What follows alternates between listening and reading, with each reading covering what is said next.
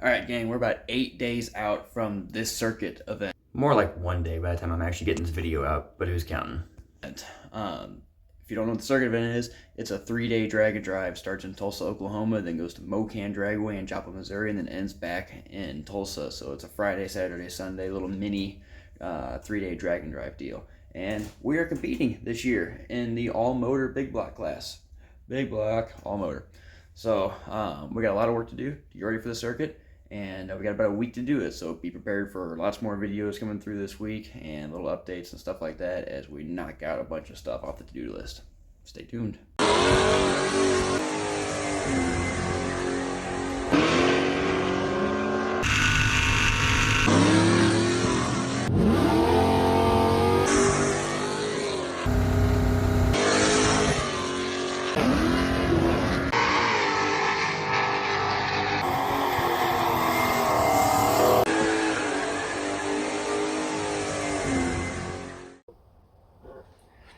So the next little project we're going to tackle here is going to be installing this fuel pressure gauge. So right now on the car,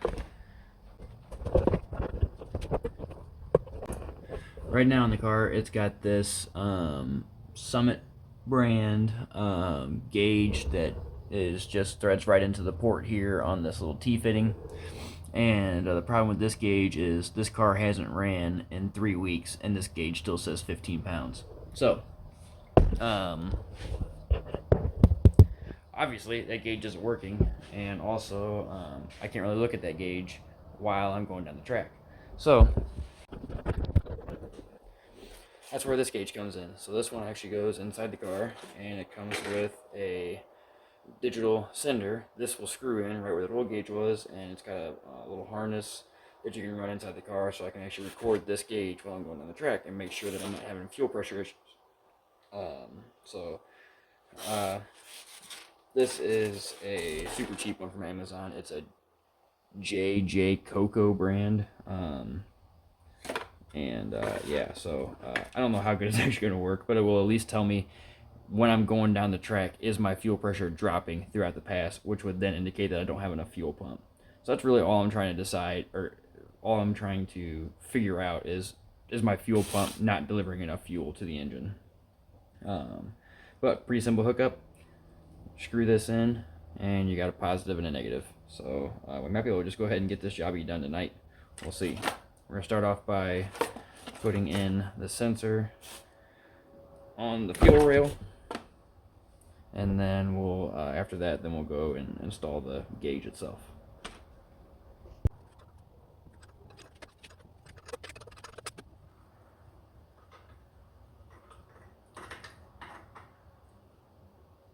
Well, I guess I was wrong about having no fuel pressure, but even with it removed, it still says 15.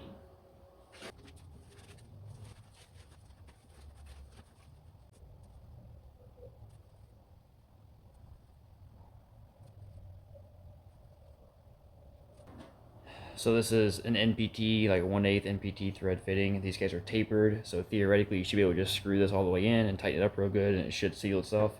My experience is they usually don't, because I'm always using cheap fittings.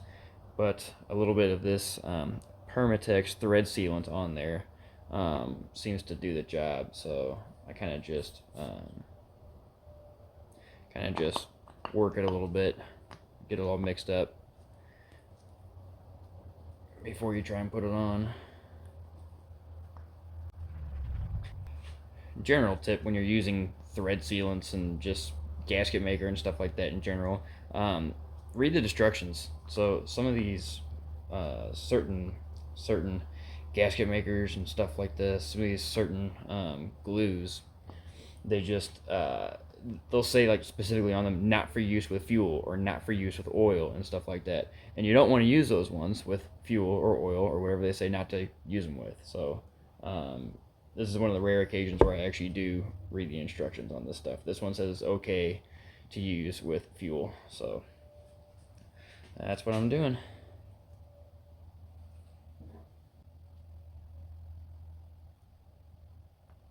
And I try and leave the first thread or two kind of clear of this stuff, just because you don't want to actually push any of this stuff down into the path of the fuel. But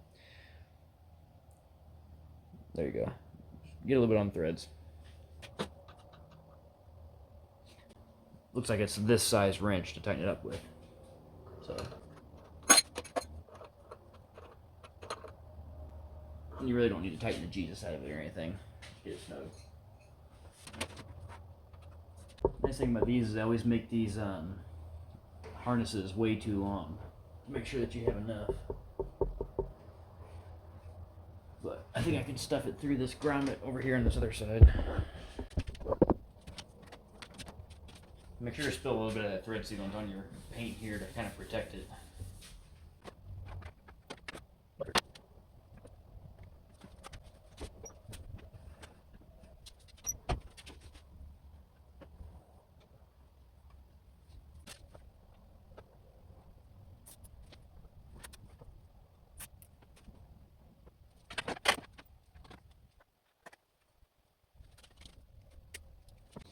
Make sure you cut all your zip tie tails at like a 45-degree angle.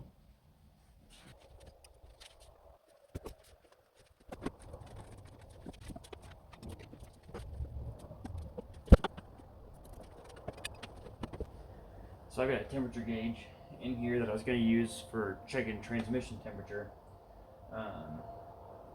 but I've never gotten around to installing the sending unit on the transmission. And this gauge has been here for like a year without the sender hooked up, and I don't think I know where the sender is anymore. So I'm going to take that transmission temperature gauge out and replace it with this fuel pressure gauge. I kind of figure, like, you know, if I don't know how hot the transmission is, then it can't be too hot. Every gauge in this gauge pod is a different brand of gauge. Just whatever was cheapest at the time.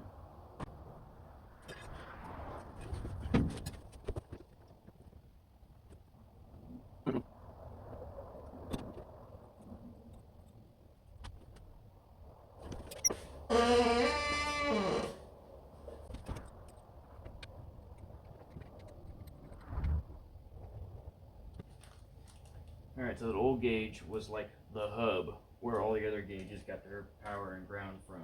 So I'm gonna have to do some shenanigans here with hooking up this new one, since it doesn't have like a ring terminal set up for this power and ground. We're gonna shorten this power and ground lead by about 12 feet.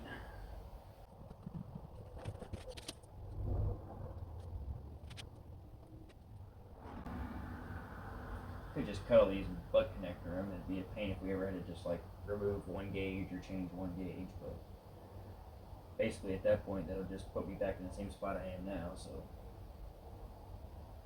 no loss really. I think I'll just do that. I'll just use a big butt connector for all these.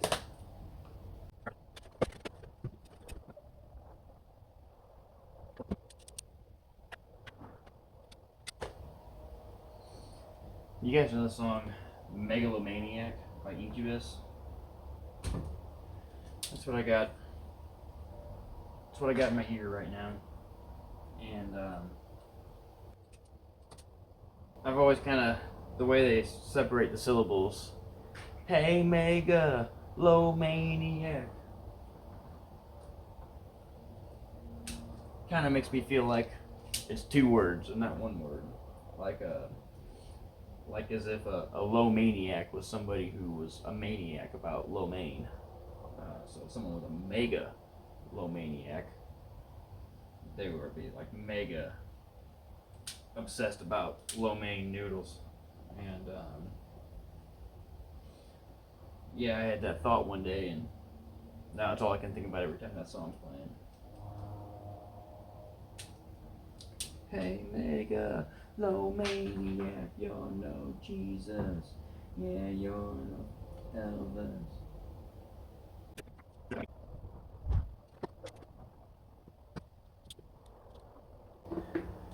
I got some Linkin Park going now. What do you guys think about Linkin Park with the new singer? I'm intrigued by it. I'm gonna give her a chance, see how it goes.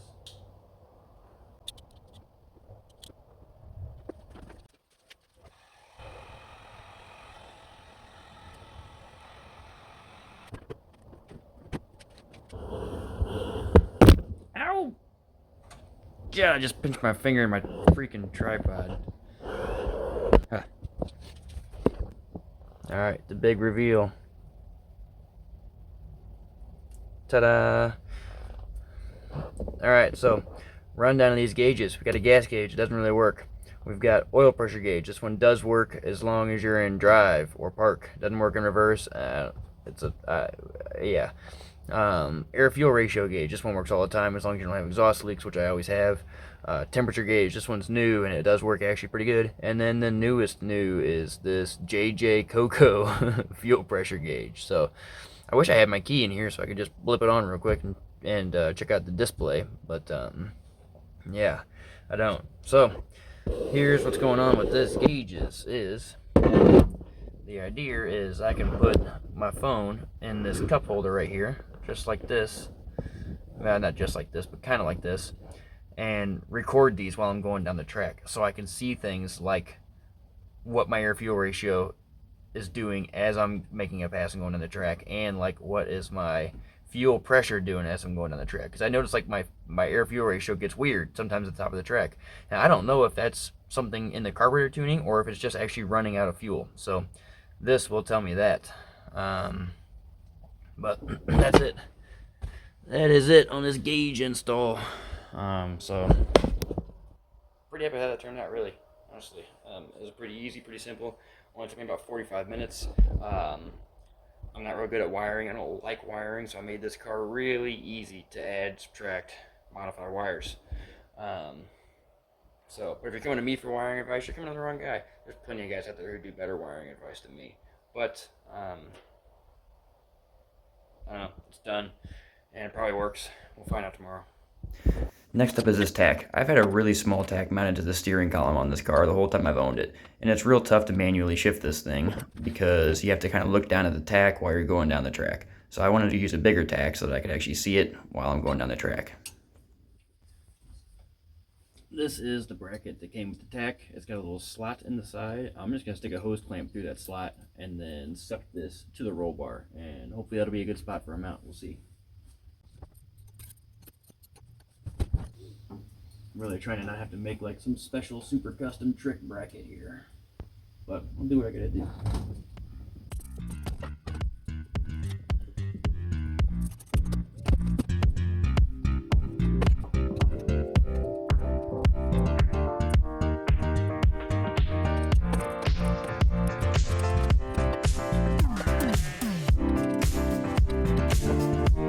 Going inverted.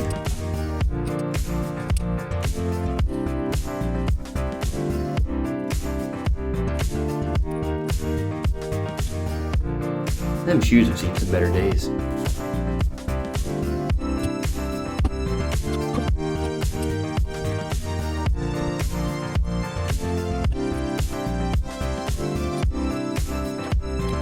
Proof that once in a while I actually do read the instructions.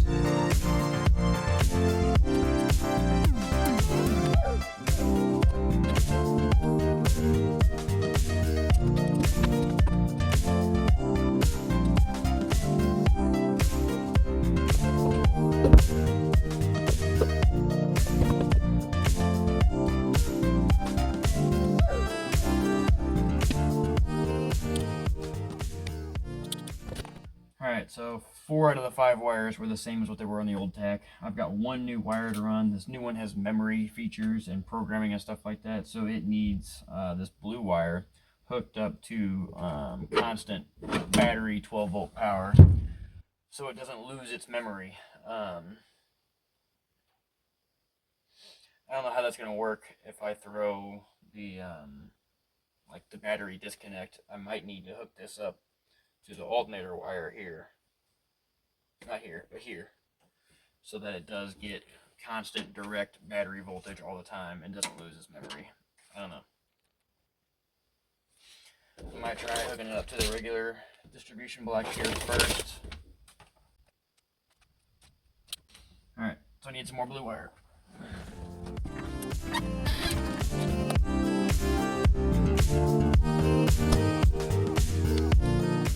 See if I can actually fish this one through this glove box here, or this center console, the right way. Pretty soon I'm gonna have to add bigger cable clamps in here because these are getting pretty full these days. This car just keeps getting more and more technology in it. And all these new sensors and gauges and all kinds of new technology going on with this damn thing.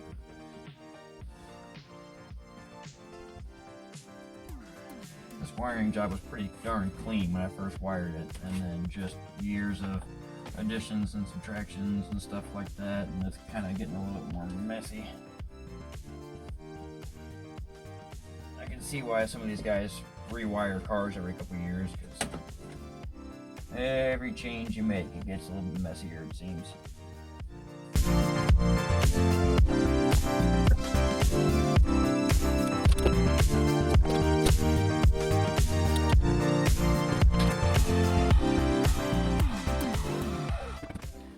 Normally I would test this to make sure it works before I go and actually crimp and heat shrink all these wires, but for some reason I'm feeling just super confident about this one this time. I have no reason to be confident about my wiring ever, but yeah.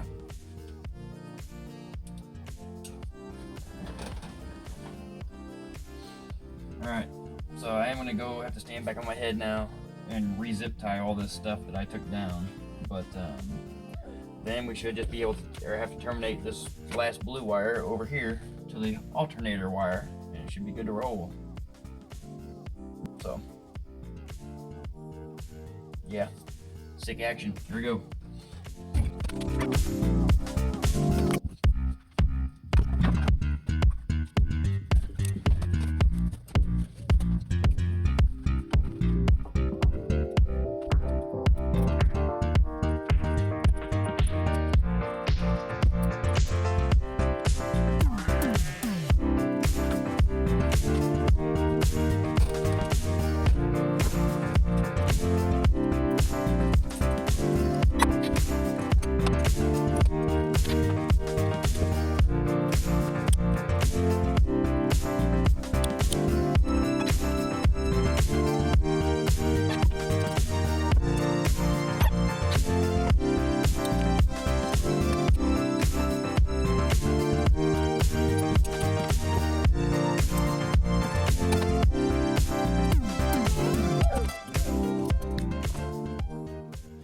Alright, so this newfangled tachometer here has got some instructions with it. It's programmable and you can do some setup on it, and I'm gonna get ready to kind of walk through that and just make sure I know how to use this thing. Make sure to bring my keys with me so I could turn the key on.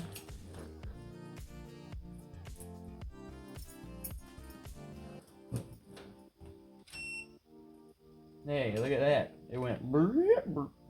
Pretty cool. Alright. Oh, okay, so I gotta hold the menu button while turning the key on to tell it what kind of engine I got. So it's at 4,000, which is set up for a V8 engine. So that's good. That's cool. Oh, I turn my lights on.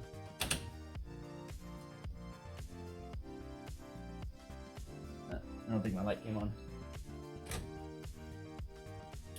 Alright. So if I press, okay, so setting up the shift light. That's the next thing I wanted to do. Press the menu button, access shift mode. Okay, so for either just set menu, shift lights come on at 6,000. I want to make it go up a little bit, about 6,500, and